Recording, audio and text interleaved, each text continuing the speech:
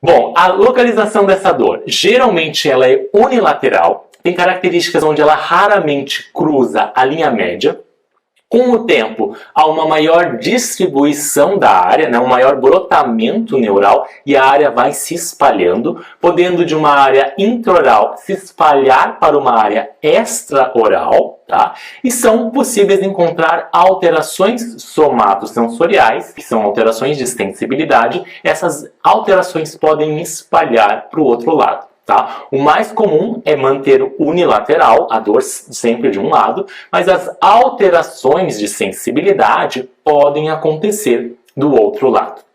As neuropatias intraorais, elas são umas condições expressas clinicamente, por quê? Por fatores de alteração de sensibilidade, que é um nome bonito, de alterações somatosensoriais, como alodínia, hiperalgesia e hiperexacerbação da dor por fatores térmicos, mecânicos e químicos, por exemplo.